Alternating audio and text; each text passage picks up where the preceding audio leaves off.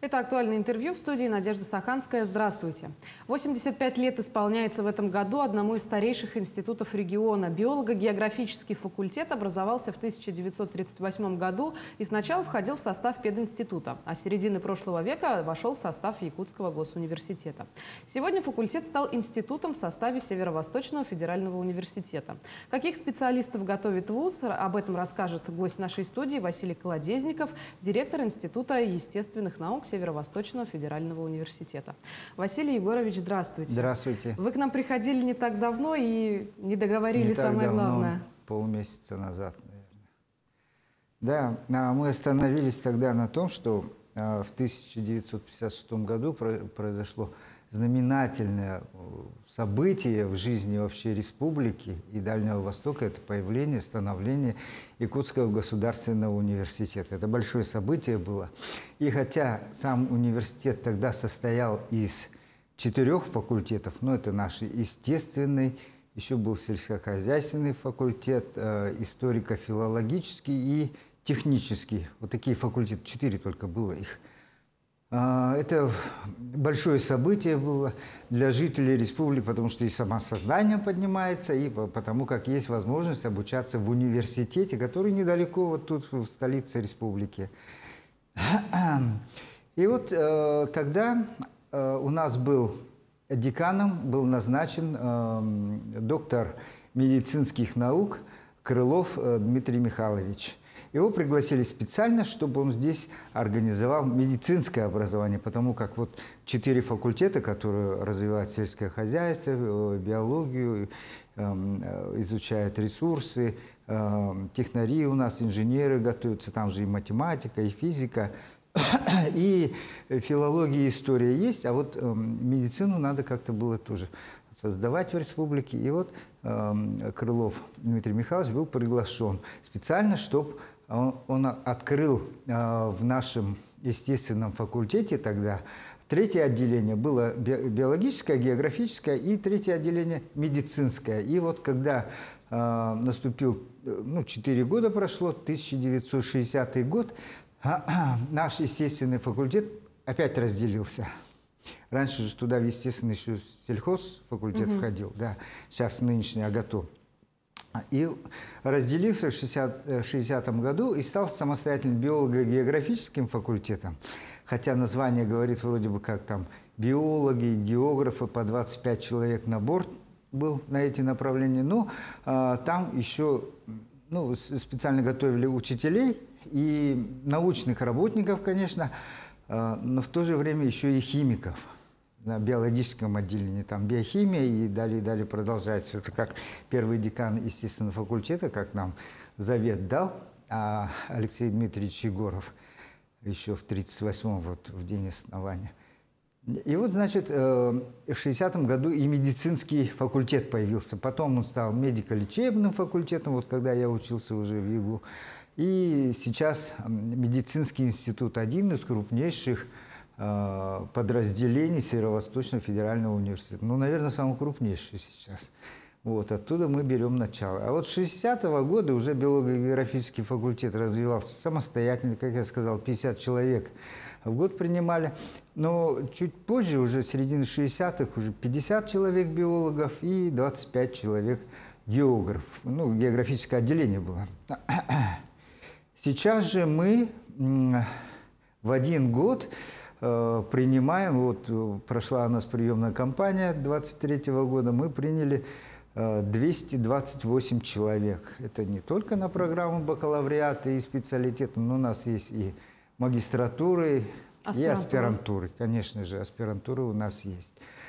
Наш сейчас институт состоит из 4 отделений, я об этом в первой части говорил, но еще раз повторюсь, это старейшее биологическое отделение, химическое отделение. Вот недавно справили 30 лет со дня образования высшего химического образования. Квалификацию химик стали получать. Раньше же были учителя химии, а сейчас уж химики-технологи, химики, которые идут в науку, и промышленные предприятия, они могут там и лаборантами работать, и в химических лабораториях работают, ну и во всей везде по республике очень востребованы. Получается, не только педагогов теперь выпускаете, перечень специальностей и направлений подготовки очень расширился. Да, очень расширился. Вот в биологическом отделении бакалавриат хоть один, но там самый большой набор. В иные годы даже 40 человек принимали. Ого. Да, вот недавно совсем, позапрошлом году, но сейчас мы немножко скромничаем, поменьше. В химическом отделении 2 направления, это специалитет, фундаментально-прикладная химия и химическая технология. Они готовят вот химиков, материаловедов и химиков, которые занимаются анализом нефти, составом нефтепродуктов. У нас вот, кстати, вот 15-го же в наш юбилей открывается лаборатория, совместная лаборатория с Роснефтью. Ну, и, надеюсь, ну, перспективы этой лаборатории очевидны, но мы думаем, она будет развиваться стремительно и замечательно. Конечно, принесет плодотворные результаты. Да, для всей республики. Получается, это и учебных программ сегодня в А я еще про другие отделения не сказал, извините, пожалуйста. Ага. Биологов-химиков обозначил. А еще есть у нас эколого-географическое отделение. У географов 2 направления подготовки. Это общая география и гидрометеорология. Это очень востребованные такие программы вообще. Интересно же путешествовать, там у них практики такие замечательные проходят. А гидрометеорология – это с климатом связано. Ну, география в том числе тоже. Сейчас же климатическая повестка очень актуальна. В прошлом году у нас проходил большой конгресс, вообще всемирный, с участием там более 300 экспертов из разных частей России, в том числе из-за рубежа, там Китая, Индии, там очень много. Мы тоже одни из инициаторов и ответственных за это были. И у нас есть еще отделение педагогическое, которое вот сейчас готовит учителей и биологии, географии, химии, экологии. А в метеорологи-то охотно молодые ребята идут? Метеорология, конечно, да. Это трудная профессия, но тут романтизм, возможно, их тянет какая-то романтика. Это же как будто ко мне постучался косматый геолог. Ну, да. Вот эта песня, да. Ага. Конечно, трудная, но сейчас эта профессия предоставляет не как профессии, возможности, не как раньше, там в лесу сидеть какой-то полярной станции. Получается. Конечно, все поменялось, сейчас все электронно-цифровое. И как раз-таки у нас на географическом отделении очень развиты геоинформационные технологии. Геоинформационная система, у нас лаборатория там есть очень сильная, и они обучают ребят, то есть можно с космоснимками работать, переводить это не только в географии, это востребовано вообще для экологов, для биологов, для химиков и так далее. Очень развито у нас, и скажу, что ученики мы санкт-петербуржцев, у них там тоже довольно-то развито, и к нам обращаются из-за рубежа еще с помощью, вот сделайте нам то, там геопортал там, или что-то, помогите нам карту розовых ветров, постоянные ветра, там, воздушное течение. Ну, получается, без работы выпускники после окончания обучения не остаются. Совершенно верно, потому как у нас уже лет 7 стопроцентное трудоустройство. Но 100% это выпускники потом могут по уходу за ребенком уйти, да, или в российскую армию уйти. Ну вот, все равно 100% с ними вместе.